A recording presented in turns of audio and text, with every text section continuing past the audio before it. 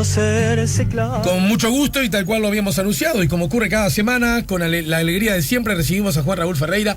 Buen día y bienvenido, Juan. Buen día, un gran gusto de estar aquí. Bueno, gracias por venir. Hay muchas cosas arriba de la mesa. Una a propósito de noticias que tienen que ver con la escena internacional, pero con fuerte incidencia nacional, tiene que ver con la visita del presidente uruguayo a México, ¿no? Sí, Alejandro, ¿sabes qué? Una cosa que te quería comentar previo a eso, y es culpa mía no haberte advertido que quería comentar algo previo. Bueno, pero igual. Incluso antes de salir al aire o apenas saliéramos al aire. No, yo quiero pasar dos avisitos que por razones muy íntimas y personales, pero creo que afectan a todo el mundo de algún modo. Quería pasar dos avisitos de dos actividades que me llegan profundamente. En primer lugar, el día viernes, en la ciudad de Salinas, el intendente Orsi inicia una modalidad nueva de sitios de la memoria. Viste que el sitio de la memoria es en el lugar donde ocurrió algo trágico. Por lo tanto, la visita mía ya tiene a priori cargado una dosis de... vamos a pasear y tomar unos mates en el sitio de la memoria de Punta Rieles, bueno, pero tiene una connotación. Yo estoy muy de acuerdo, incluso con que se haya transformado en proyecto de ley. Pero Orsi ha hecho esto, le ha dado un tono que yo creo que tiene una connotación educativa muy importante, que son los sitios de la memoria como paseo. Es decir, en Salinas no es porque en tal esquina de Salinas pasó tal cosa, sino que el conjunto de hechos importantes a recordar del pasado reciente van a tener su sitio de la memoria en Salinas y va a haber como un paseo, como un tour, y creo que la idea del intendente es seguirlo haciendo en otras ciudades. Y culmina en la esquina de las calles Wilson Ferreira Aldunate y Dardo Ortiz, donde el intendente, esto es lo novedoso, ha resuelto poner un sitio de la memoria a Wilson Ferreira y uno a Dardo Ortiz. Es el primero. A Dardo Ortiz la gente lo asocia como lo que era, una persona muy conservadora, una persona muy vinculado al pensamiento más ranciamente conservador desde el punto de vista económico. Me acuerdo que en una época el Parlamento se dividía en dos: los defensores de los inquilinos y los defensores de los propietarios. Bueno, Dardo Ortiz era el portavoz de el liberalismo económico aplicado a la... No obstante esto, esa era la solución política. Más allá de esto, debí decir, fue un hombre que enfrentó con muchísima dignidad y muchísima dureza la dictadura. Esto no se sabe mucho.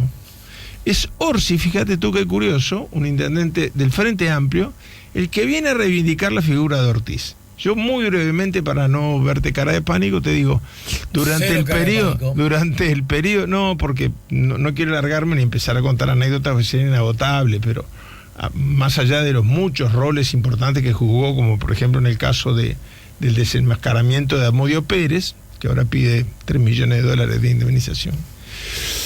Qué país más generoso, o qué espíritu más generoso el de Amodio Pérez. Bueno, pero Dardo Ortiz, por ejemplo, yo recuerdo en el periodo entre la primera y la segunda prisión de Sereñi, nos reuníamos un grupo de blancos y de frente amplistas para organizar lo que en aquel momento se llamó, era muy modesto, muy artesanal, pero en aquel momento era lo único que había, las Jornadas de Acción Nacional. Y un día la hicimos en la casa del exdiputado, vive todavía, Héctor Goñi Castelao, del Partido Nacional de Flores, y estuvo Sereñi, estuvo Ortiz, estuvimos todos. Increíble, porque para ninguno de nosotros ser detenido hubiera tenido las connotaciones para Sereñi, que acababa de dejar de ser puesto en libertad condicional, y muy pocos meses después, bueno, fue preso definitivamente. Y se acababa de ir Sereñi cuando allanan la casa de Héctor Goñi, y estábamos todos los demás, Carlos Julio Pereira, bueno, estaba yo de atrevido ahí, marchamos todos presos. Pasamos la noche ahí en el servicio de inteligencia y al otro día nos dejaron en libertad. Pero cuando llega, lo describe de pies a cabezas al personaje, cuando llega el soldado a detener a Dardo Ortiz lo señala con el dedo y dice: ¿usted sabe quién soy yo? Y viste que el militar es hijo del autoritarismo, ¿no? Entonces ya él dijo: ¿con quién me estaré metiendo?, ¿no? Y era un dirigente político proscrito como todos los demás. Y entonces le dice, no señor, dice, yo tengo inmunidad parlamentaria. Un año después que habían clausurado el Parlamento, ¿no? Disculpe, señor. Y marchamos todos presos y Dardo se fue. Bueno, es una anécdota, pero que demuestra todo un personaje apasionante, como persona, como intelecto, como todo, muy olvidado. Bueno, el viernes a las 14 nos juntamos todos los que nos estén oyendo desde Salinas o los que quieran ir en el arco de entrada de Salinas. Sí. Vamos a hacer toda la visita. Terminamos en la esquina Wilson Ferreira y Dardo Ortiz, donde muy brevemente, juro que muy brevemente, el intendente Orsi y yo diremos unas pocas palabras recordatorias. Me levantaste un centro peligroso porque justamente uno, como dicen los antropólogos, es hijo de su tiempo más que de sus padres. Y bueno, yo soy hijo del momento, siempre digo, de, por decirlo a grosso modo, la recuperación democrática. ¿Se entiende? Del 80 para acá, ya con 15 años, yo, por supuesto que me acuerdo de cosas anteriores, pero ya el adolescente que empezaba, ¿no? Y se acaba y se termina la dictadura y el plebiscito y las internas y las movilizaciones y que no te peguen los milicos en la calle, ¿verdad? Todo eso. Y todas aquellas figuras, todos esos protagonistas de un lugar y de otro, para mí tienen, como vos podrás entender y cualquier persona puede entender, altísima importancia, ¿no? Altísima importancia. De hecho, déjenme decir, ya lo dije más temprano, que el cierre de Escritores a Mano, el martes que viene es con Martín Lazal, y el próximo martes 28, último martes de noviembre, el invitado, para mí, desde muchas perspectivas, constituye un honor, ya ha venido al ciclo, por otra parte, es Julio María Sanguinetti, uno de esos actores, sí, ¿verdad? Sí, claro. Bueno, entonces, y yo recuerdo, ya que me hablas de... Mira qué interesante, mira cómo estos son los riesgos de estas charlas que nunca se programan y que terminan saliendo mejor, ¿no? Ayer en Escritores a Mano, el invitado fue Pedro Giudice, el marido de Antonia Yáñez, personas que vos conocés. Sí, claro, ¿verdad? Muchísimo. Mira qué interesante. Pedro, que estuvo muchos años en prisión, desde el año 77 al año 84, por ser integrante del Partido Comunista, ¿no? Salió inevitablemente los temas de la prisión, los temas del encarcelamiento, entre otras cosas porque allí en prisión él empezó a escribir alguna cosa, él era estudiante de arquitectura, dibujaba muy bien, entonces dibujaba y pintaba y salieron los temas. Y alguien preguntó qué características había que tener para aún en esos momentos tan duros. Él cayó en prisión con 7 años, o sea, con un hijo chico, ¿no? Al poco tiempo a la esposa la encarcelan también, estuvo el matrimonio preso, su hijo, Pedro, criado por la abuela, bueno, en fin, ¿no? Sí, conozco. Esas historias mínimas que se ven eclipsadas por el otro día estuvo Macarena Hellman acá, imagínate, ¿no? Pero que también forma parte de un dolor indescriptible si te pones a enumerar acontecimientos. Y qué brutal, ¿no? Me impactó mucho. Quiero compartirlo con ustedes porque desde ninguna perspectiva político-partidaria voy a decir lo que voy a decir. Créanme, desde ninguna. Este hombre que pasó una prisión injusta, porque es una prisión perpetuada por un gobierno legítimo, por integrar un partido político de oposición, de izquierda, marxista, pero que en todo caso no cometió delito alguno, legal, ¿verdad? El partido, ilegalizado por los ilegales. Es lo que Amnistía Internacional llama un preso de conciencia. En ese contexto, él cuenta, porque alguien le hace una pregunta, a propósito de un recuerdo, y él cuenta que en una Navidad o fin de año, ahora tengo la duda si qué 2 fiestas, pero las fiestas tradicionales, estaban presos todavía no en libertad, estaban en un cuartel, y como era lógico suponer, a los guardias, a los militares, a los soldados, por la fiesta le daban en mayor número franco. Por lo tanto, había menos personal. Entonces, los carceleros, los militares, los ataron con alambre a las camas, porque había menos personal. Porque había menos personal para cuidarlo. Ataron a personas privadas de su libertad con alambre a las manos en las camas. ¿De acuerdo? Y la gente dijo, obvio. Sure. Y él dijo, no, pero no ese es el recuerdo.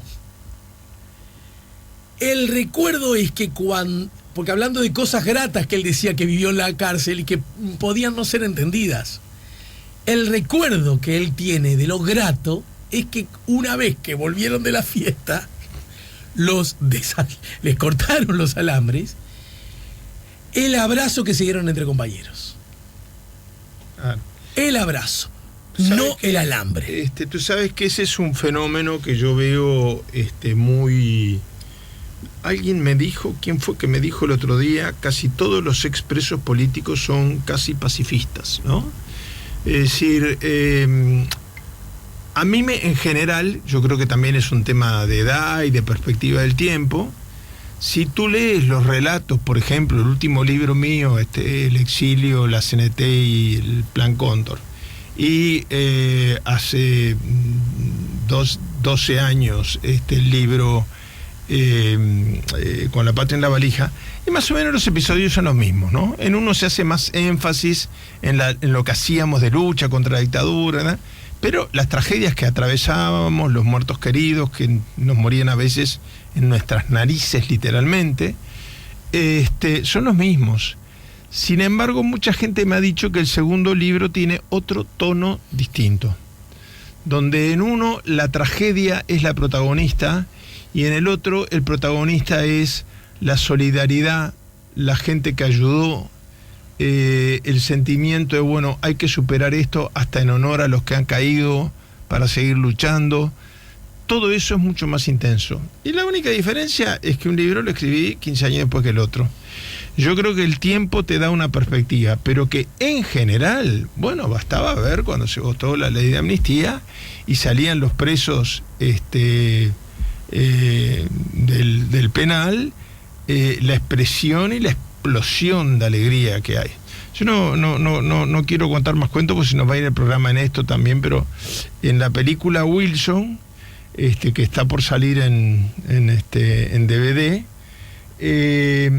alguna reflexión a este respecto hace muy interesante Luis Higuini Ferreira, el expresidente de COFE, a quien, bueno, mi familia conoce desde que yo soy un niño muy pequeño, porque era el representante del Ministerio de Ganadería ante las autoridades, era el representante gremial del Ministerio de Ganadería cuando mi viejo era ministro de Ganadería.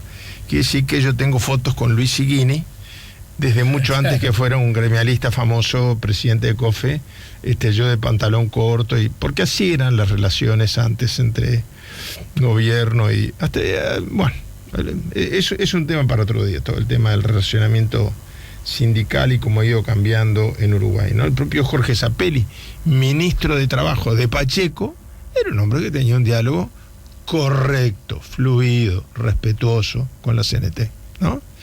Pero bueno, vayamos. La otra invitación bien cortita es esta porque se autoexplica. El próximo martes se cumple el primer aniversario de la muerte de mi madre, de Susana Sierra de Ferreira, y el Senado ha resuelto hacer una sesión de homenaje. Yo te mandé invitación, pero sé que no vas a poder ir porque es justo la hora del programa, es a las 9:30 de la mañana en el Palacio Legislativo. Pero todas aquellas personas que no tengan invitación individualizada pueden concurrir porque es una sesión abierta y es en el recinto del Senado, es una barra grande, amplia, etcétera. 9:30 entonces, el homenaje del Senado a Susana. Estos dos avisos no podía dejar de pasarlos. Y me empezaba preguntando por México, sí, teníamos dos temitas ahí, ¿no? Sí. Quizás México sea el más importante. Está el presidente de la República allí, ¿verdad? Está el presidente de la República con el ministro de Economía y con el ministro de Relaciones Exteriores, ampliando la gama de productos exportables sin arancel a México. Yo te comentaba recién, y si vas a ver al doctor Sanguinetti Escritores a mano. Escritores a mano. Yo pensaba que desayuno con una jarra que dice escritores a mano y no me acordaba el nombre. Él lo recordará bien. Uruguay tiene una tradición muy, muy larga que arranca con el renacimiento de la democracia de tratados de libre comercio con México. México, luego Perú ocurrió una cosa parecida.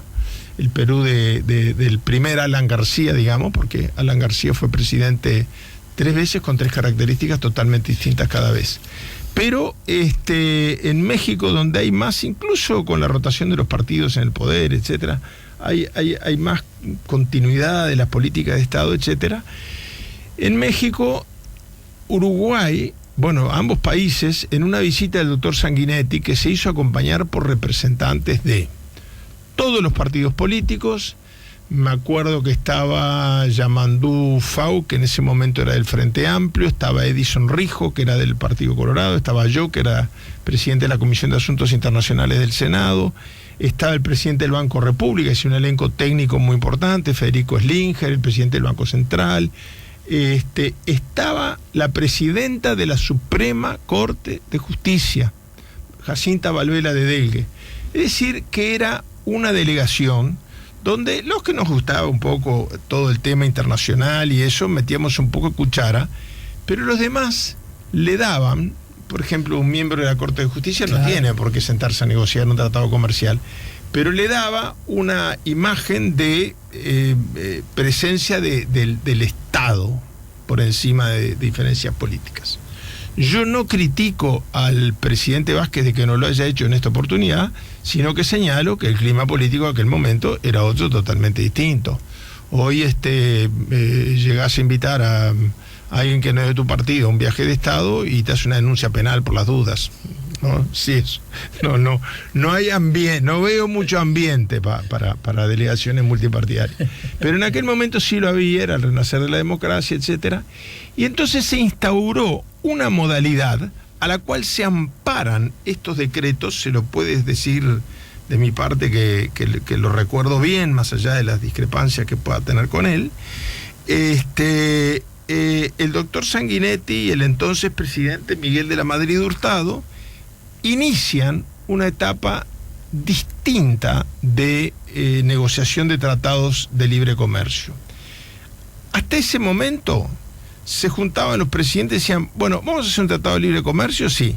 ¿Qué productos estás dispuesto a liberalizar? Entonces uno decía, mira, yo puedo liberalizar el trigo porque estamos muy bien y muy competitivos. Entonces el otro le contestaba, y yo qué sé, los helados con la prole, por decir algo, ¿no? Pero se iba siendo así de a uno la lista, ítem por ítem, claro, ¿no? Claro. El cambio cualitativo en la modalidad de negociación con México fue que se estableció la inversa.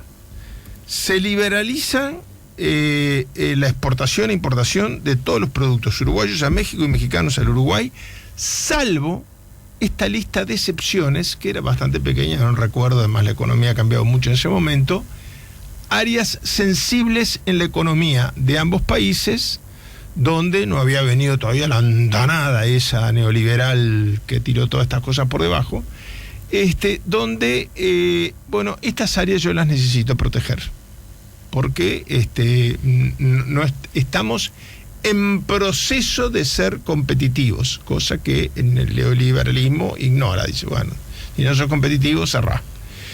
Estamos en proceso, pero hay subsidios, hay esto y aquello, por lo tanto no puede entrar en un tratado de libre comercio.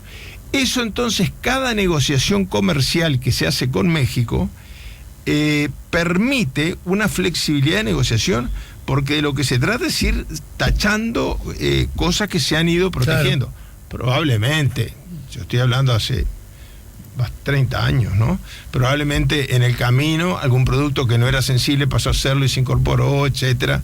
Estoy dando un pantallazo de esto. Pero quiero decir que México es, por el tamaño del mercado, por el crecimiento impresionante poblacional, por lo tanto de consumo, y el crecimiento económico de los últimos 30 años, que son a los que me estoy refiriendo del primer tratado entre los dos países, un país ideal para que Uruguay negocie. Y a juzgar por las noticias, se ha venido avanzando. Esperaremos luego tener una lista final de cuáles son los productos que son sensibles para nuestra economía en un momento en que se nos están cerrando algunos mercados y que podremos empezar a exportar a México. No quiero dejar pasar por alto un tema, porque además, para variar, no me gustó la interpretación que hizo la CNN del episodio, ¿no? ¿A cuál te referís? Me refiero a la conferencia de prensa. La conferencia de prensa cuando el presidente de México comete una gaffe muy grande. Yo comentaba recién, antes de entrar al estudio, que no sé para quién debe haber sido más violento. Creo que más violento para Peña Nieto, que cometió el error, que para Tabaré Vázquez, que fue objeto del mismo. Cuando empieza con mucho protocolo, y muchos de los mexicanos son muy formalotes en eso, dice el presidente Peña Nieto: excelentísimo señor presidente de la República Oriental del Paraguay. ¿No? Entonces Tabaré Vázquez, con gran capacidad de disimulo, asintió con la cabeza. Yo me imagino lo incómodo que debe haber sido para el presidente Vázquez, porque tampoco lo podía corregir en el medio de la conferencia de prensa, ¿no? Y en los asesores se notaba, por televisión, la cara de nerviosismo de la delegación mexicana. Peña Nieto no, porque no se enteró. Cometió el error y cuando terminó alguien le habrá dicho: vos, loco, mirá la que te mandaste. Y ahí sí habrá quedado muy nervioso, pero ya esa cara no salió por televisión. El que tuvo que manejar el estrés del momento fue. Ahora, ¿la CNN qué pasó? La CNN hace este análisis. Esto es demostrativo de que todo lo protocolar no sirve para nada. Que el protocolo es una cosa hueca que inventan los presidentes. Yo me pregunto, ¿qué tendrá que ver el protocolo con equivocarse el nombre del país visitante, no? Eso es una barbaridad. No tiene nada que ver con el protocolo. Pero yo quiero señalar lo siguiente, porque México es un país muy protocolar. El protocolo es muy importante. El hecho de que antes, durante un periodo de gobierno, se recibiera a 1, 2... el último gobierno de colegiado blanco, vino el presidente Gronchi de Italia, vino De Gaulle, y vino Salman Shazar, presidente del Estado de Israel, y una vez vino Onganía, creo que vino al entierro de Gestido, vino después del colegiado blanco. Era una cosa muy inusual la llegada de un presidente. Entonces, claro, se le recibió en el aeropuerto con himnos nacionales, y acá en Montevideo se recorrían desde el aeropuerto Carrasco por Avenida Italia hasta Casa de Gobierno, parados arriba de un coche descapotable, saludando. Todo eso se ha ido simplificando porque no darían abasto a los presidentes y perderían, sobre todo en ciudades grandes como México. Imagínate, si cada presidente que llega se nota ayer en las notas que lo está esperando el canciller al presidente, lo acompaña hasta el hotel, y a la mañana siguiente, así ocurrió cuando yo tuve que acompañar a un presidente, a la mañana siguiente se hacen los actos formales en el Palacio Nacional. Ahora, a mí me parece bien que se simplifique, pero cuidado con creer que el protocolo es una cosa hueca, fría y que no sirve para nada. El protocolo tiene la capacidad de transmitir a través de señales, de niveles, de la jerarquía, la importancia y algunos mensajes que a veces no se pueden transmitir. Yo recuerdo un cuento de un viejo y querido amigo desaparecido que cada vez que, bueno, no es que vaya tan a menudo, pero cuando voy a España y el avión empieza a aterrizar y anuncian que el aeropuerto de Barajas ahora lleva su nombre, Adolfo Suárez, doctor Adolfo Suárez. Adolfo Suárez, por más de ser un hombre que tenía grandes diferencias políticas, ideológicas, un hombre que venía más bien de la vieja derecha española, luego modernizada, pero tenía una amistad entrañable. Los más viejitos recordarán que apenas dejó la presidencia de España, vino al Uruguay a ofrecerse como defensor penal en la causa que se nos llevaba a mi viejo y a mí, que estábamos presos. Yo logré quedar en libertad con tiempo suficiente para saludarlo porque lo declararon persona no grata. ¿Y eso no llegó a verlo? No. Después lo vio porque Sanguinetti le ofrece a los líderes de oposición una cuota de invitados a la transmisión de mando. Y Wilson, el único que pide, yo quiero que venga, es Adolfo Suárez, que por otra parte vino en el mismo avión del presidente de ese momento español, que era Felipe González. Pero se encontraron, bueno, también el cúmulo de anécdotas que hay de ese. Pero ¿por qué cito a Adolfo Suárez? Porque yo me acuerdo, él me visitaba mucho cuando yo estaba embajador en Argentina. Le encantaba más tomarle el pelo al embajador español y decirle: yo me quedo en la embajada de Uruguay, no me quedo ahí.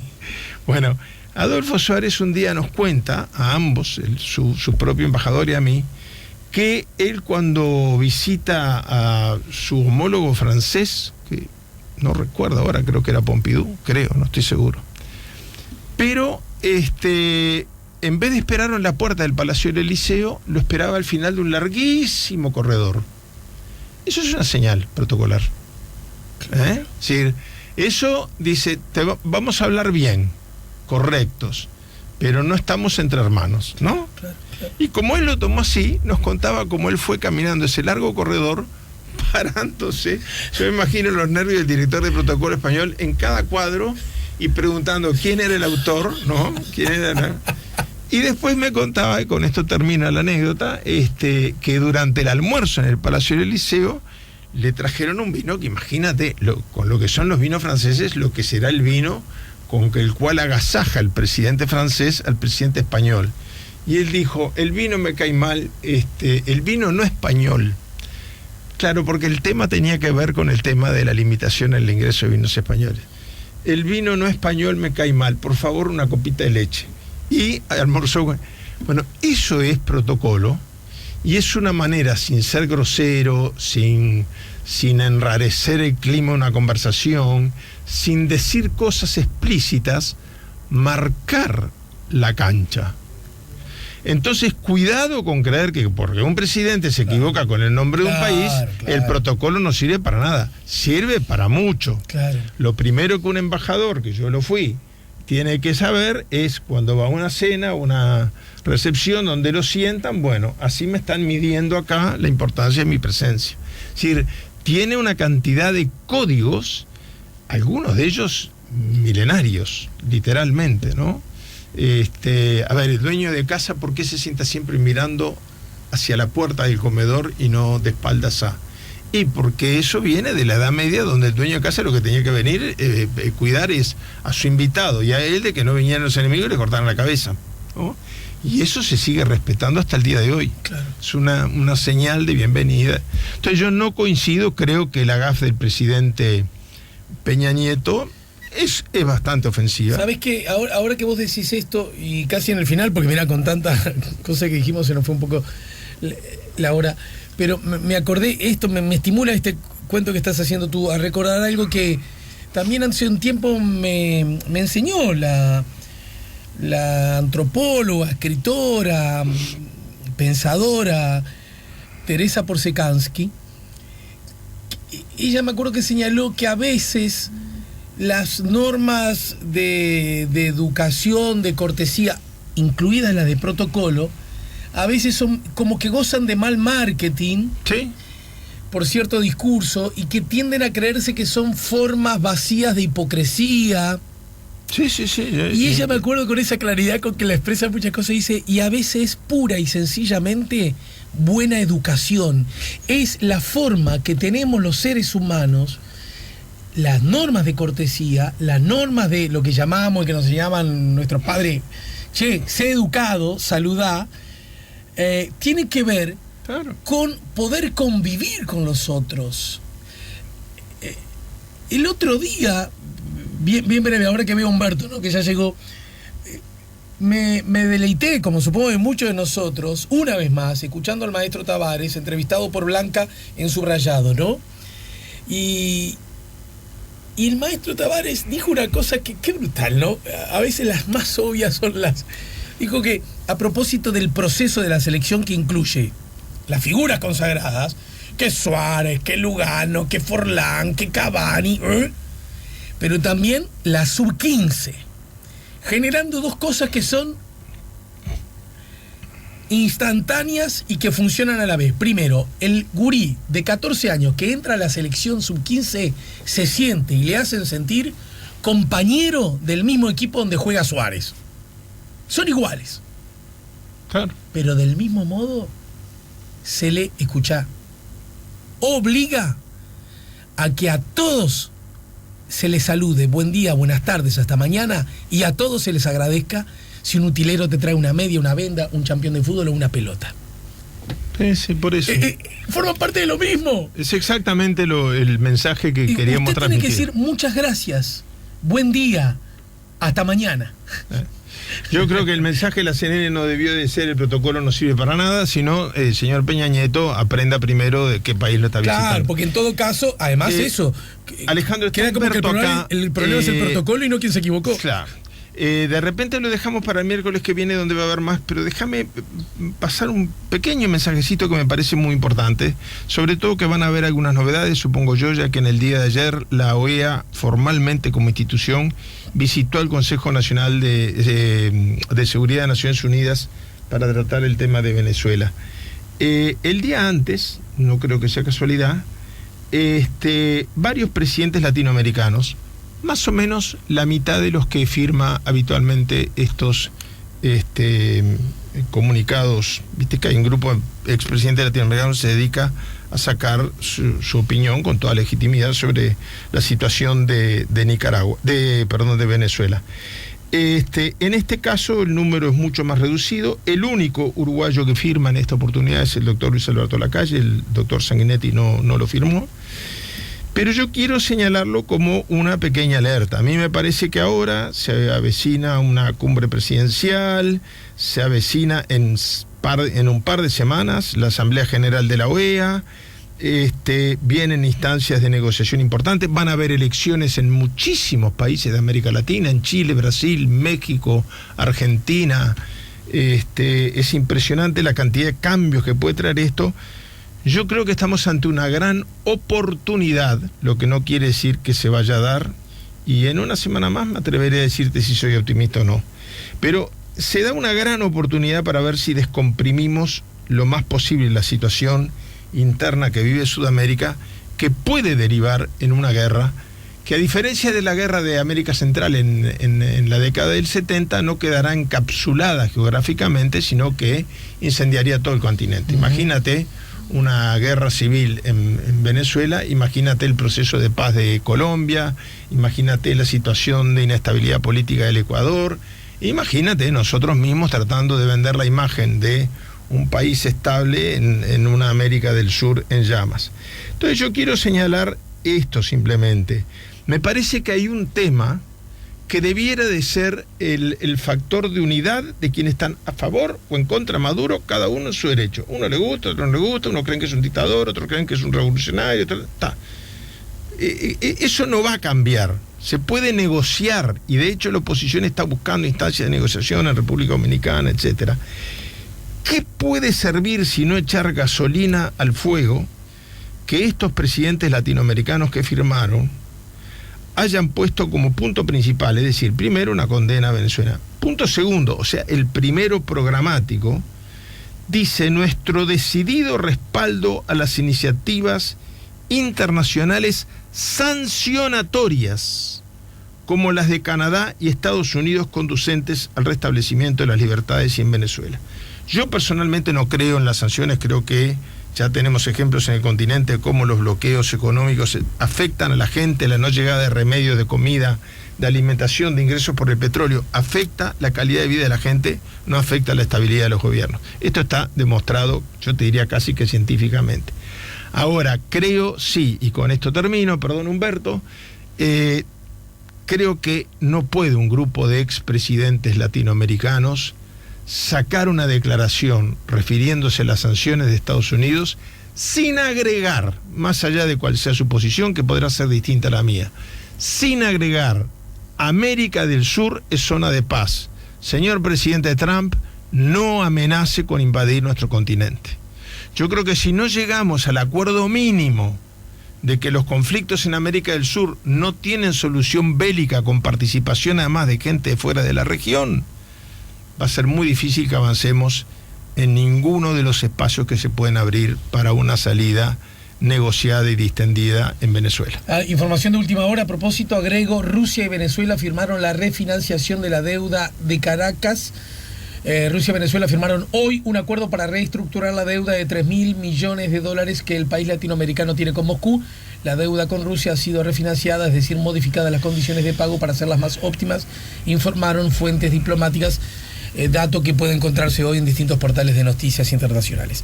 Juan Raúl, muchas gracias. Hasta la semana que viene. Muchas gracias a ti y nos vemos el miércoles que viene. Ya volvemos con La Mañana en Camino.